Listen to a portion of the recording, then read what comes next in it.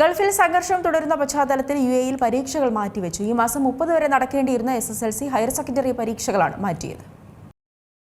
April 6-ന് സ്ഥിതി വിലയിരുത്തിയ ശേഷം പുതുക്കിയ തീയതി അറിയിക്കും. മറ്റു പരീക്ഷകൾ നേരത്തെ മാറ്റിവെച്ചിരുന്നു. സംഘർഷം തുടർന്നാൽ മേയിൽ സേ എക്സാമിനോടൊപ്പം പരീക്ഷ നടത്താനും ആലോചനയുണ്ട്.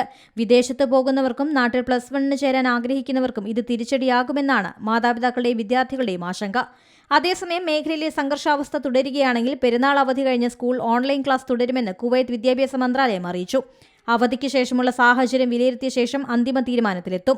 പശ്ചിമേഷ്യൻ സംഘർഷത്തെ തുടർന്ന് Bahrain, Iran, Kuwait, Oman, Qatar, Saudi Arabia, UAE എന്നിവിടങ്ങളിലാണ് ബോർഡ് പരീക്ഷകൾ റദ്ദാക്കിയത്.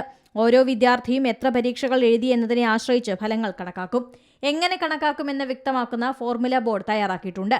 പരീക്ഷ റദ്ദാക്കുന്നതിന് മുൻപ് വിദ്യാർത്ഥികൾ എഴുതിയ വിഷയങ്ങളിലെ മാർക്കിന്റെ അടിസ്ഥാനത്തിലാണ് അന്തിമ മൂല്യനിർണ്ണയം. International desk C Malayalam news. ഏറ്റവും പുതിയ വാർത്തകളും വിശേഷങ്ങളും വിരൽത്തുമ്പിലറിയാൻ സി മലയാളം ന്യൂസ് എല്ലാ ഡിജിറ്റൽ പ്ലാറ്റ്ഫോമുകളിലും ലഭ്യം.